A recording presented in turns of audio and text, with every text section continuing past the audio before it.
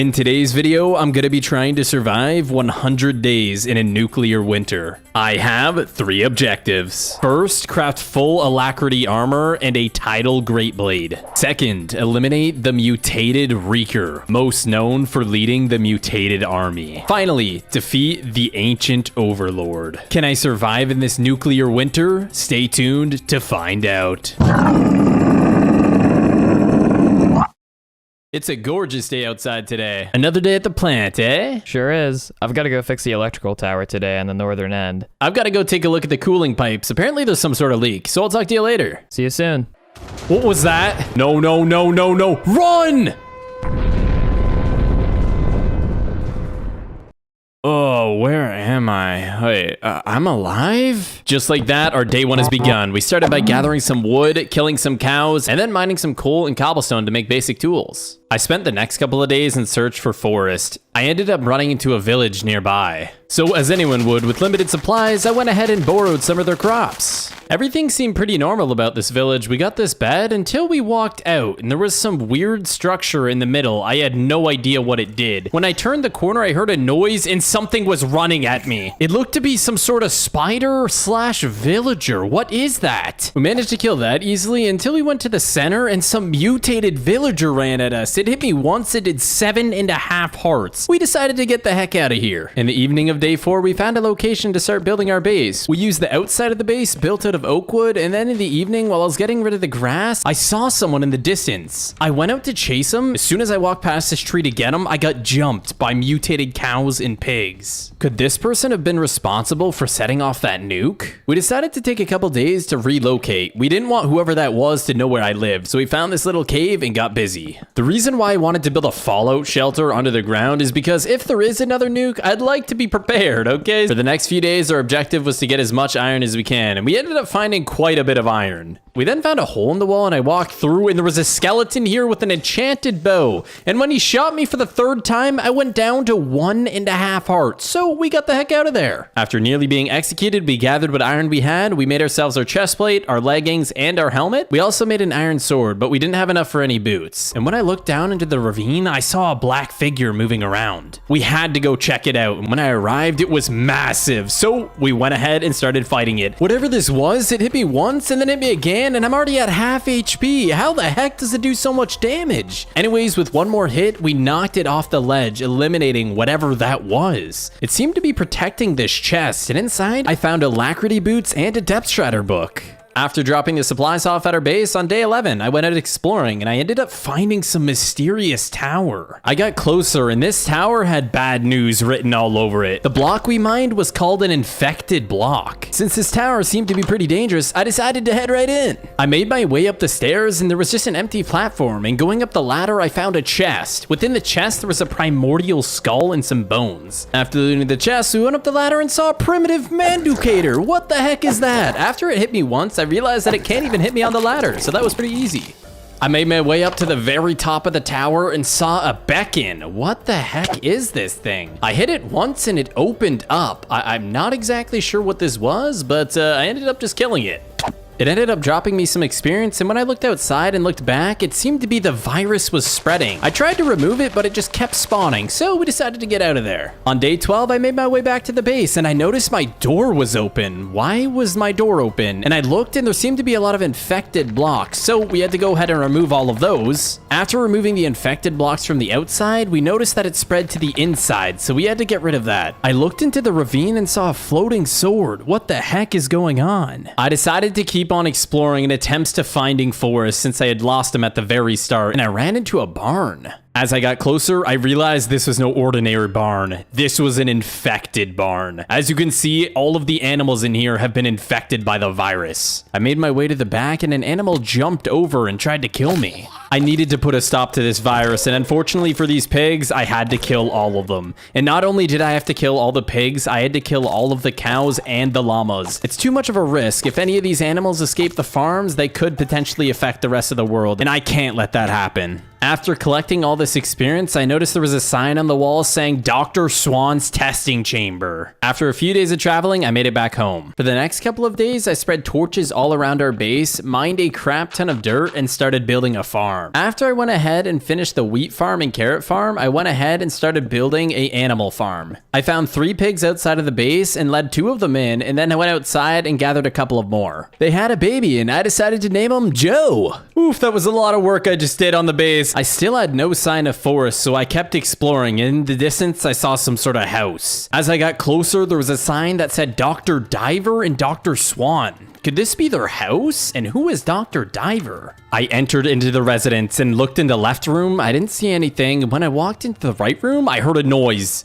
The door opened and it looked to be Dr. Swan. And as soon as I ran at him, he pressed a button and got through the wall, but it wouldn't work for me. So I decided to mine through it and run out to try to find him. It seemed to be Dr. Swan was gone and he left a sign saying, "You will die." By the looks of it, when Dr. Swan ran out, he broke a piece of redstone, which is why it didn't open. Anyways, we started ransacking his base, taking his glowstone and bookshelves. I spent the next 4 days traveling back to my base. When I arrived at my base, I noticed there was a bunch of infested blocks. Could Dr. Swan have infected my base? I walked in and noticed my entire farm was infected, even our baby friend Joe. Nothing personal here, Joe, but we do have to eliminate you. Can we get a hashtag RIP Joe in the comments? I decided to look around for any clues to what would have happened here, and I found a sign stating you messed with the wrong dock. This was definitely from Dr. Swan. On that note, I packed my bags and left. I headed out thousands of blocks away to build my next base. I decided to build my version of a massive treehouse, essentially. As you guys can see, after a couple of days, I finished the base, and I used Dr. Swan's beds right here, and I made a little chest room, an enchantment room, and even a brewing station. Now it was time to hit the caves. I ended up traveling around for a few days and found myself in a very mountainy area, and while I was running, I found this suspicious house. When I walked up to it, it said previous house of Forest. So as you guys can see, it looks like I found Forest's house. Hopefully he's around here somewhere. A little while later, I found myself in a mine, and I ended up mining some diamonds, iron, redstone, gold, you name it, I mined it. Anyways, after all that mining, I decided to create myself a pickaxe, a sword, I made a helmet, and leggings. I didn't have enough for a chest plate, unfortunately. As soon as I returned from the mines on my way home, I found some watermelon, and then once I got home, I broke down these fences and I created a farm.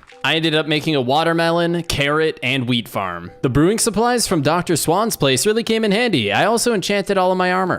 I then continued my search for Forest and saw this massive object. When I got closer, the entire thing was infected by these weird blocks. There was a button on the door and I opened it and something fell down. When I peeked over the edge, it was a massive Reeker boss. I jumped directly onto its head, and as soon as it hits me, it poisons me. This thing is faster than me, meaning I am not able to outrun it. It gets me all the way down to 3 HP. I used both of my potions, and next thing you know, I'm on 1 HP, nearly dying. Remember, if we die, the entire world deletes. So I did what I thought was best. I ran into the water. As you guys can see, the Reeker boss is struggling to fight us in the water here, and I jump on this lily pad, and I'm able to take down the Reeker boss. After eliminating that Reeker boss, I was able to scout around this stack, and I ended up finding myself a chest, and within the chest, I found an alacrity helmet. After a very long trip back to my base, I looked up and saw that Dr. Swan was there. He immediately swan dove off and flew away. By the looks of it, Dr. Swan has gotten one of his recruits here and attempts to kill me. This thing does a lot of damage. I almost didn't realize I was about to die, so I had to splash down instant health. I then chased it all the way up, and it broke my chest plate. So I used this wood as cover, getting a final few hits, eliminating it. I spent the next 8 days traveling around trying to find these beacon towers. Each one of these towers contains multiple beacons, which essentially spread the virus. So you know what I need to do. It's time to eliminate all of these. After eliminating the mutated mobs that spawned on me, I was able to eliminate the first beacon. I got closer to the tower and there was clearly another beacon here guarded by more mutated mobs. We had to eliminate each one of these. After eliminating the mutated mobs, I went ahead and defeated the final beacon here.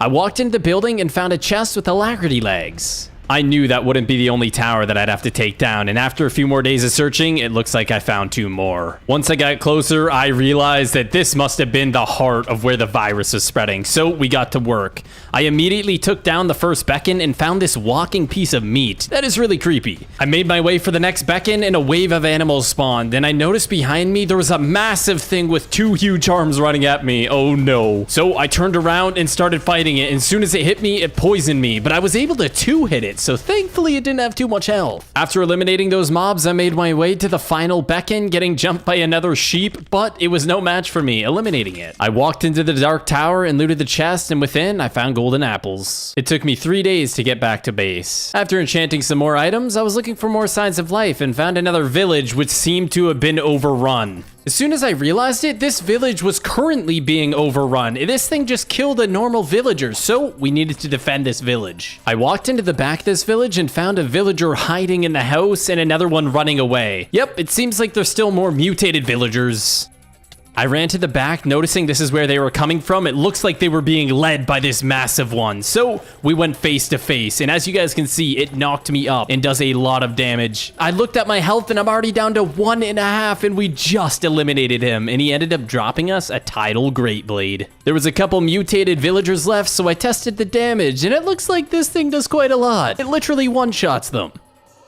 I spent the next couple of days gathering food and farming a bunch of materials. That way I can build a fenced-in area around this village to keep them safe. As you can see, it looks pretty nice. It took me 2 days of traveling to get back home. Once arriving back home, I started by brewing up a ton of potions, I enchanted my tidal great blade, and I started working on creating an armory. After I finished brewing all of the potions, I went back to the armory I created, and look at this. Now this looks pretty cool. After brewing and enchanting, I went out to look for Dr. Swan. And on day 92, while I was running up this hill, I found what looked to be Dr. Swan. By the looks of it, Dr. Swan is a full set of armor. It's gonna go down, but first we gotta eliminate these mobs. And as you guys can see, as soon as I hit it, it went flying. This sword is actually OP. After eliminating that big warden boss, I ended up finding this beacon, and as soon as I hit it, it went flying. Dude, this sword not only does a lot of damage, but it actually has like a lot of knockback. Anyways, we took that down. By the looks of it, there's only a couple more beacons, and I literally one-shotted that one, and something came flying out of the ground, but we managed to take it down before it did any damage. I walked up to what seemed to be the final beacon and took it down, and while I went to look for the front door, another one of these things flew up out of the ground. I charged in through the door, repotted my strength and speed potions, and charged up the stairs. I started looking for Dr. Swan, and he jumped down from the roof. As soon as he hit me, it seems like it explodes every time. What kind of freaking weapon is that? After another explosion hit, I had to throw down a health pot, otherwise I would have died. Ladies and gentlemen, I looked down at my health again, and I was almost dead again. I had to pop another potion and eat more food to regen. After a few more exchanges, I go back in for the final hit, eliminating Dr. Swan. I looted the chest and found an alacrity chestplate. I started searching the rest of the premises, and I found a sign stating ancient overlord coordinates. I spent the next 3 days traveling to those coordinates, and there it is, ladies and gentlemen, the mansion of the ancient overlord. After drinking my potions, I charged right in, and it has 250 health.